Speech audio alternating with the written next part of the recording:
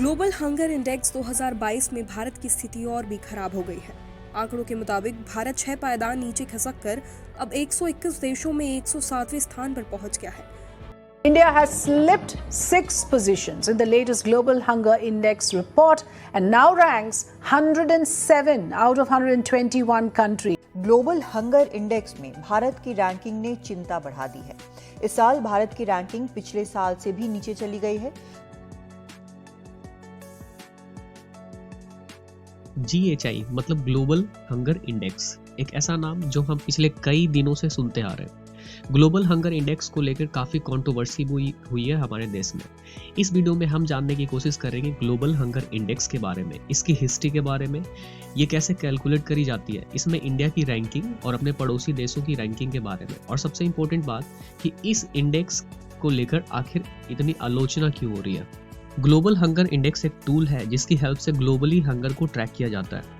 ये पब्लिश की जाती है यूरोप के 2 NGOs कंसर्न वर्ल्ड वाइड और वेल्थ हंगर लाइफ के द्वारा, और इसकी रिपोर्ट हर साल अक्टूबर महीने में जारी की जाती है। ग्लोबल हंगर इंडेक्स को डिजाइन किया गया था 2006 में। इनिशियली ये पब्लिश करी जाती थी US based international food policy research institute के द्वारा और Germany based wealth hunger life के द्वारा। 2007 में Ireland based NGO concern world wide भी इस प्रोग्राम से जुड़ गया। 2018 में IFPRI मतलब कि international food policy research institute इस ज्वाइंट वेंचर से अलग हो गया और तब से ये कंसर्न वर्ल्ड वाइड और वेल्थ हंगर लाइफ का ज्वाइंट प्रोजेक्ट बन गया। वेल्थ हंगर लाइफ एक जर्मनी बेस्ड पॉलिटिकली इंडिपेंडेंट और नॉन प्रॉफिटेबल एड एजेंसी है। इसकी स्थापना 1962 में हुई थी। 1962 से लेकर अब तक इन्होंने 70 कंट्रीज में 10,369 प्रोजेक्ट्स के ऊपर 4.2 बिलियन यूरोस खर्च कर चुके हैं। 2014 में इस ऑर्गेनाइजेशन को जर्मनी का मोस्ट ट्रांसपेरेंट ऑर्गेनाइजेशन का अवार्ड भी मिला था। ये अपनी वेबसाइट में बताते हैं कि इन्होंने अकेले 2021 में 526 प्रोजेक्ट्स के ऊपर काम करा, 16.6 मिलियन लोगों तक मदद पहुंचाई गई और ये पूरी डोनेशन में से 89.9% डोनेशन का यूज ये अपने प्रोजेक्ट्स के ऊपर करते हैं। जीरो हंगर बाय 2030 इनका गोल है, मतलब 2030 तक ये दुनिया को हंगर से मुक्त करना चाहते हैं। ये अपने विजन में बताते हैं कि ये एक ऐसी दुनिया बनाना चाहते हैं जो हंगर और पॉवर्टी से फ्री हो और जिसमें लोग अपने अधिकारों का प्रयोग कर सकें अपने जिंदगी को जीने के लिए।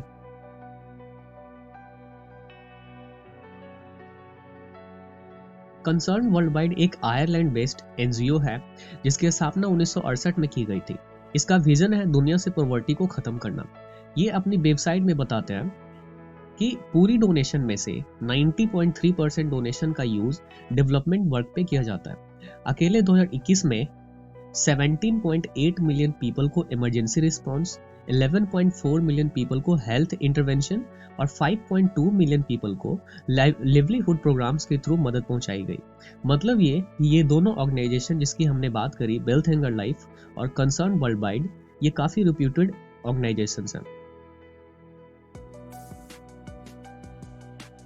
ग्लोबल हंगर इंडेक्स के माध्यम से पूरी दुनिया में हंगर की सिचुएशन को low, moderate, serious, alarming, extremely alarming की कैटेगरी में डिवाइड किया जाता है। इस इंडेक्स में किसी कंट्री की हंगर लेवल को 100 पॉइंट स्केल पे मार्क्स दिया जाता है। इसमें 0 को बेस्ट स्कोर और 100 को वर्स्ट स्कोर माना जाता है।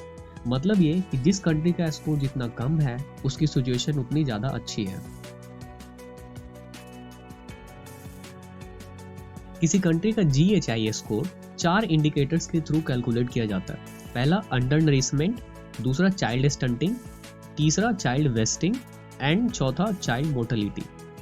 अंडर नरिशमेंट कैटेगरी में ऐसे पॉपुलेशन को शामिल किया जाता है जिनको पर्याप्त फूड नहीं मिल पा रहा है, यानी वो लोग जो अपने डेली कैलोरी इनटेक से कम कैलोरी कंज्यूम कर रहे हैं। दूसरा चाइल्ड स्टंटिंग, इसमें 5 साल से कम उम्र के वैसे बच्चों को शामिल किया जाता है जिनकी हाइट उनकी उम्र के हिसाब से कम है। चाइल्ड वेस्टिंग में उन बच्चों को शामिल किया जाता है जिनकी वेट कम है उनकी हाइट के मुताबिक। At the fourth child mortality, इसमें चिल्ड्रंस जो इनएडिक्वेट न्यूट्रिशन और अनहेल्दी इन्वायरमेंट की वजह से जिनकी डेथ 5th बर्थडे से पहले हो जाती है उनको काउंट किया जाता है। पूरे GHIS स्कोर में अंडर नरिशमेंट और चाइल्ड मोर्टेलिटी दोनों का वेटेज 1/3 और चाइल्ड स्टंटिंग और चाइल्ड वेस्टिंग का वेटेज 1/6 होता है। अपने देश इंडिया की अगर बात करी जाए तो ग्लोबल हंगर इंडेक्स 2022 में इंडिया का स्कोर 29.1 है और इसकी रैंकिंग 107 है आउट ऑफ 121 कंट्रीज। इस स्कोर का मतलब ये है कि इंडिया में हंगर की सिचुएशन को सीरियस कैटेगरी में रखा गया है। इससे भी सरप्राइजिंग बात यह है कि हम अपनी पड़ोसी देशों से भी काफी पीछे हैं। ग्लोबल हंगर इंडेक्स 2022 में पाकिस्तान की रैंकिंग 99, बांग्लादेश की 84, नेपाल की 81 और श्रीलंका की 64 है। हमारी सिचुएशन सिर्फ पड़ोसी देश अफगानिस्तान से अच्छी है जिसकी रैंकिंग 109 है। इस रिपोर्ट को ministry of women and child development ने मानने से इनकार कर दिया। उन्होंने अपने वेबसाइट में बताया कि इंडिया की इमेज को ग्लोबली खराब करने की कोशिश की जा रही है। इंडिया को एक ऐसी कंट्री के रूप में रिप्रेजेंट किया जा रहा है जो अपनी पॉपुलेशन की न्यूट्रिशनल रिक्वायरमेंट्स को फुलफिल नहीं कर पा रही है।